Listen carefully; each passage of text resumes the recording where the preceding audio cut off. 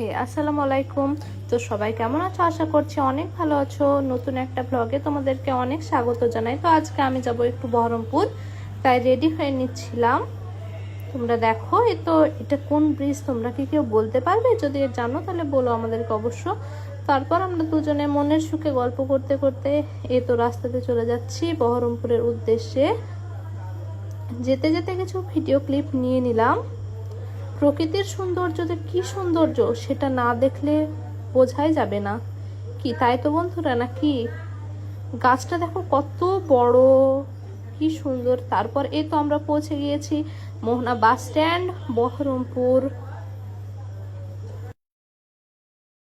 চেনা bus stand. তারপরে চলে এসেছি স্কোয়ার ফিল্ডের এখানে। এখানে অনেকের ভালো লাগার জায়গাটা সবাই খুব পছন্দ করে। এটা হচ্ছে আমার কলেজ, মুর্শিদাবাদ ইউনিভার্সিটি। গঙ্গার ধার দিয়ে আমি যাচ্ছিলাম টিউশন পড়তে। আজকে মেন কারণ এই কারণেই এসেছিলাম বহরমপুর আর কি। তারপরে আমি টিউশনে চলে এসেছি, একটু পড়াশোনা করে নিলাম। তারপরে বাড়ির উদ্দেশ্যে রওনা দিতে দিতে আমার মনটা কিছু খাই খাই করছিল। যেই বলা সেই কাজ, চলে আসলাম মিয়ামরের, আমার একটা পছন্দের জায়গা। শুধু আমরা খেলেই হবে, আমাদের শখের বাইকটাকেও তো খাওয়াতে হবে। খাওয়া দাওয়া করে আমরা বাড়ির পথে রওনা দিলাম। তারপর একটু ঘুমিয়ে নিয়েছিলাম। ঘুম থেকে উঠে একা একা বসেছিলাম, ভাবছিলাম কি করা যায়। তারপর ভাবলাম একটু কফি বানানো যাক। সঙ্গে সঙ্গে কফি করেও নিলাম। শুধু কফি হলে চলবে, কফির সঙ্গে একটু মুখরোচক কিছু দরকার, তাই চাল ভাজা করলাম একটু। আমার এখানে চাল ভাজা সব কাটা কমপ্লিট। আমার কফিটাও রেডি হয়ে গিয়েছে।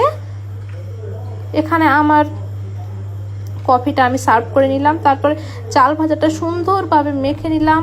একটু ফল কেটে নিয়েছিলাম। বিকেলে সবাই মিলে একসঙ্গে খাওয়া দাওয়া করলাম।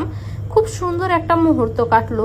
রাত্রে রান্না হবে আজকে চিকেন কষা আর আলু ভাজার সঙ্গে ভাত রুটি দুটোই অবশ্য। এবার আমি ভাত খেয়ে নিলাম, খাওয়া দাওয়া হয়ে গিয়েছে আমার। এবার একটু নামাজ পড়ে নিলাম। নামাজ পড়ার পর পড়ে নিলাম। তারপর রাত হয়ে গিয়েছে।